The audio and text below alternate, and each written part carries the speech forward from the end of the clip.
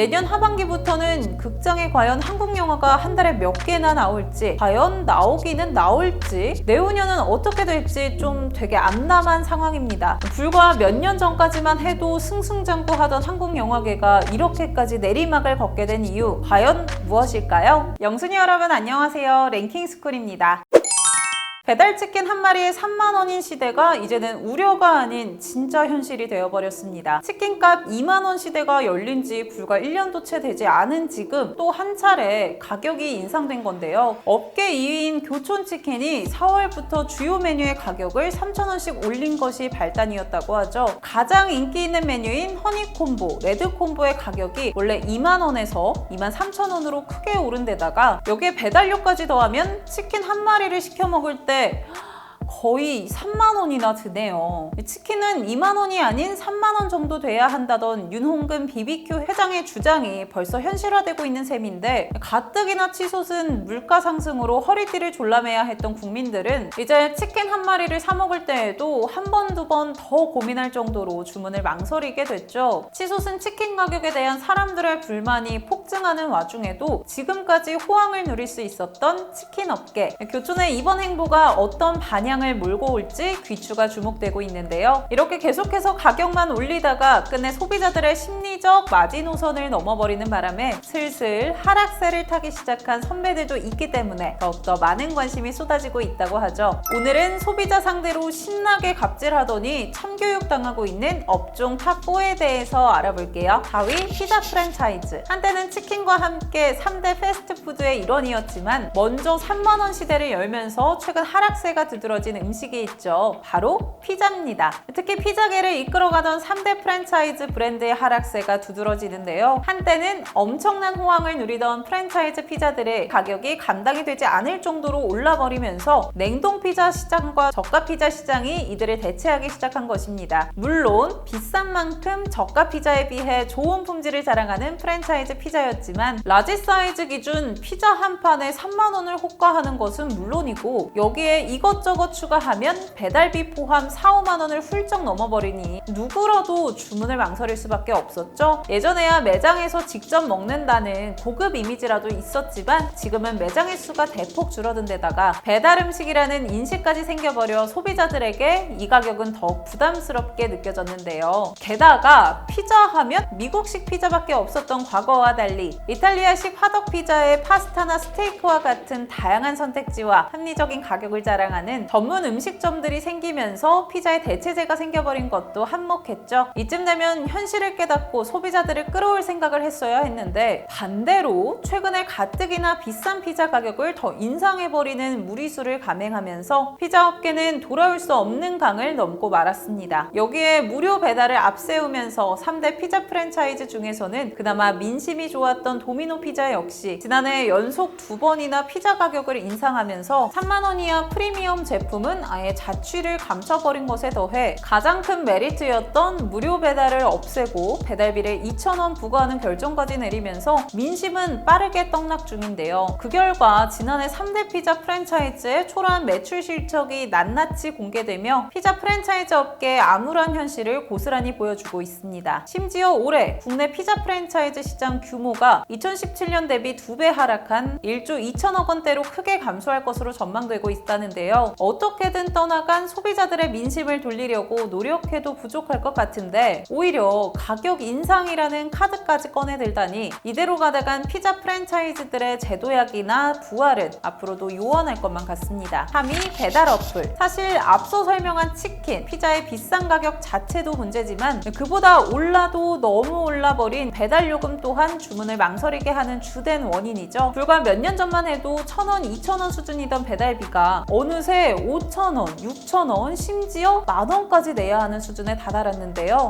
특히 한 번에 여러 집을 들리는 것이 아니라 무조건 한 집에만 방문해야 하는 단건 배달이 등장하면서 배달비는 그야말로 천정부지로 치솟아 버렸습니다. 단건 배달을 시행하게 되면 소비자에게는 더 좋은 품질의 음식을 제공할 수 있지만 라이더 입장에서는 같은 동선에 있는 집들을 한꺼번에 들릴 수 없어 한 번에 많은 배달비를 벌 수 없다 보니 그것을 핑계 삼아 가격을 올려버린 것이었죠. 게다가 게다가 코로나 등으로 배달 수요가 급격하게 늘어나면서 소액의 음식을 주문할 때 청구되는 소액 주문비 같은 다양한 명목의 할증을 붙이는 등 배달업체들의 요금 인상은 멈출 기미를 보이지 않았는데요. 하지만 결국 코로나 사태가 끝나가기 시작하면서 그간 쌓여온 소비자들의 불만이 터지기 시작 배달 어플 이탈률이 나날이 늘어가고 있다고 합니다. 실제로 최근 배달앱 3사의 월간 활성 이용자 수가 1년 전보다 무려 20%나 줄어드는가 하면 배달 음식 온라인 거래액 역시 6개월 연속으로 감소세를 보이고 있죠. 줄어드는 것은 손님뿐만이 아니었는데요. 배달앱 업체들의 무리한 요구에 버티지 못한 자영업자들 역시 배달앱을 벗어나 활로를 찾기 시작하고 예전만큼의 수익이 안 나는 것을 감지한 라이더들마저도 빠르게 이탈하면서 코로나 시기에 절대 갑이었던 배달앱 업체들의 높은 콧대가 꺾이는 중이라고 합니다. 결국 배달의 민족은 묶음 배달로 배달비 인하를 시도하고 있고 요기요도 요금체계 개편을 고려 중이라는 소식이 전해지는 등 개선책을 부랴부랴 내놓고 있는 배달앱 업체들, 이제 와서라도 배달비가 다시 저렴해진다면 다행스러운 일이긴 한데 애초에 맹목적으로 배달 요금부터 올리기 전에 먼저 소비자들의 의견에 귀를 기울이면 어땠을까 하는 아쉬움이 드네요. 2위 택시업계. 음식을 배달하는 업계들도 줄줄이 문제지만 사람을 원하는 장소로 배달해주는 업계 역시 비슷한 문제에 직면했죠. 바로 택시업계인데요. 올해 2월부터 서울택시는 3,800원 하던 기본 택시 요금을 1,000원이나 올린 4,800원으로 인상했고 여기에 더해 택시 이용률이 가장 높은 심야 시간대에는 40%까지 할증을 붙이며 택시 요금을 훌쩍 올려버렸습니다. 그 결과 가까운 거리에도 10,000원이 훌쩍 넘어버리는 것은 기본, 할증이라도 붙으면 평소 타던 요금의 1.5배에서 2배가량의 요금이 나오다 보니 야간에 일을 하거나 야근이 잦아 부득이하게 택시를 이용해야 하는 시민들의 부담감은 커질 수밖에 없었는데요. 야, 이 정도면 택시 회사들 돈방석에 앉았겠는데 싶으시겠지만 글쎄요. 오히려 택시 회사들은 요금을 급격히 인상한 업보를 고스란히 돌려받고 있는 중이라고 합니다. 너무 비싼 택시 요금에 부담을 느낀 시민들이 대중교통이나 자차, 따릉이 같은 대체 교통수단을 선택하면서 택시 이용이 자연스럽게 줄어들고 수익성이 크게 악화했기 때문인데요. 실제로 저녁 시간대 강남, 홍대와 같이 불과 몇 달 전만 해도 택시를 잡기 힘들었던 곳들은 최근 빈 택시들이 줄지어 서 있는 풍경이 연출되면서 택시 기사님들은 그야말로 손님 태우기가 하늘의 별 따기라며 울성짓고 있다고 하죠. 이처럼 경영 악화가 계속되면서 택시 회사들의 파산 역시 가시화되고 있는 상황. 실제로 서울 법인 택시 업계 관계자에 따르면 사실상 휴업, 폐업 상태에 처한 택시 회사들이 수십 군데에 달하며 부채 정리가 안 된 파산을 검토하고 있는 회사도 상당수라고 하죠. 서울을 따라 택시 요금 인상을 계획하고 있던 지자체들 역시 서울에서 일어난 사태를 보고 이 계획을 잠시 미뤄둔 상태라고 합니다. 가뜩이나 경쟁업체들까지 전부 쫓아낸 상황에서 이마저도 요금을 대폭 인상해버리는 악수 때문에 이용자가 급간 도산이라는 수순을 맞게 되며 현재 큰 위기에 닥친 택시업계. 당장 요금 문제도 문제지만 오래전부터 많이 나왔던 택시기사들의 승차 거부, 낮은 서비스 수준 문제점들이 아직도 거론되고 있는 걸 보면 택시업계 스스로 자정하며 문제를 개선해 나가려는 노력이 꼭 필요한 시점이 아닐까 하는 생각이 드네요. 1위 영화관. 내년 하반기부터는 극장에 과연 한국 영화가 한 달에 몇 개나 나올지, 과연 나오기는 나올지, 내후년은 어떻게 될지 좀 되게 암담한 상황입니다. 최근 윤재균 감독이 무대 인사에서 뱉은 이 한마디는 현재 한국 영화계에 닥친 위기를 고스란히 느끼게 해주었죠. 실제로 최근 한국 영화 위기론을 증명이라도 하듯 손익분기점조차 넘기지 못한 작품들이 쏟아져 나오고 있는데요. 급기야 지난달 한국 영화 매출 점유율은 20년 만에 최저를 기록, 한국 영화계는 그야말로 위기에 허덕이고 있는 상황입니다. 불과 몇 년 전까지만 해도 승승장구하던 한국 영화계가 이렇게까지 내리막을 걷게 된 이유, 과연 무엇일까요? 코로나19로 인해 관객 감소, 그로 인한 투자자 이탈, OTT 서비스의 확대 등 여러 요소들을 떠올릴 수 있겠지만 사실 그보다 가장 근본적인 이유로 선을 넘어도 한참 넘어버린 티켓값이 지목되고 있습니다. 영화 한 편 가격이 평균 15,000원을 훌쩍 넘는 것은 예산일이고 IMAX 같은 특별관에서 보거나 4D로 시청하려면 3만원 가까이 되는 관람료를 지불해야 하는 탓에 관객들이 등을 돌려버린 것이 그 이유였는데요. 영화관 측에서는 팬데믹 기간 동안 적자를 받고 이걸 흑자로 전환하기 위해서는 불가피한 선택이었다라는 설명을 했지만 티켓 가격을 올리고 흑자 전환에 성공했어도 한 번 올라간 티켓 가격은 내려갈 기미를 보이지 않았습니다. 있습니다. 그 결과 가격이 올랐음에도 서비스가 전혀 나아지는 모습을 보이지 않으면서 소비자들의 불만을 증폭시켜 갔는데요. 게다가 15,000원이라는 비싼 가격이다 보니 소비자들이 영화에 기대하는 수준 역시 급격히 상승. 그저 그런 영화에 거금을 쓸 바에 OTT에서 적당한 수준의 콘텐츠를 즐기겠다는 소비자들이 늘어나고 있죠. 하지만 여전히 극장업계에서는 이런 문제점을 개선하기보다 코로나로 인한 피해에 대해 지원이 필요하다라며 정부의 지원을 촉구하는 모습을 보이면서 그나마 남아있던 소비자들의 정마저 다 떨어지게 하고 있는 중인데요. 물론 극장업계가 코로나로 인해 타격을 입은 것은 맞지만 그렇다면 가격을 올린 만큼 그만큼의 서비스를 제공하든지 손실이 어느 정도 경감된 후에는 적당한 선의 가격으로 다시 타협하든지 하는 방식을 선택해야 했는데 두 마리의 토끼를 잡으려다가 두 마리 다 놓쳐버린 꼴이 된 셈이죠. 최근 기생충을 필두로 전 세계의 영화업계에서 좋은 평을 들었던 한국 영화계인 만큼 부디 지금의 실책을 만회하고 다시 한번 세계로 나갈 수 있는 발판으로서 국내 영화 팬들을 위한 영화관이 돌아왔으면 좋겠네요.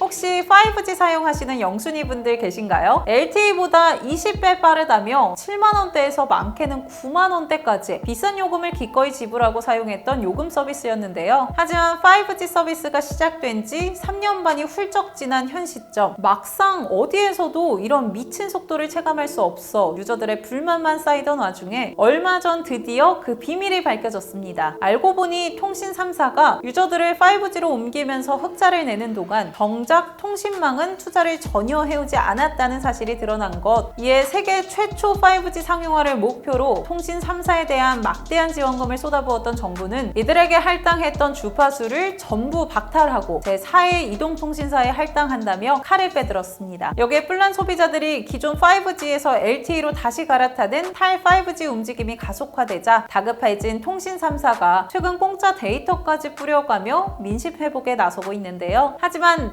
정작 가장 중요한 5G 통신 요금은 그대로 유지하고 있어 오히려 소비자들의 분통을 더 키우고 있는 통신 3사. 오늘 살펴본 모든 순위들이 그랬던 것처럼 지나친 갑질로 계속해서 민심을 잃어간다면 언젠가는 소비자들로부터 외면받고 하락세를 걷게 되는 것은 당연한 수순일 것 같은데요. 늘 우리 곁에서 편리함을 제공해왔던 만큼 오늘 살펴본 모든 업계들이 지금의 위기를 기회로 발판 삼아서 개선된 모습을 보여주고 소비자들의 신뢰를 다시 회복하는 날이 하루빨리 왔으면 좋겠습니다. 지금까지 랭킹스쿨이었습니다. 감사합니다.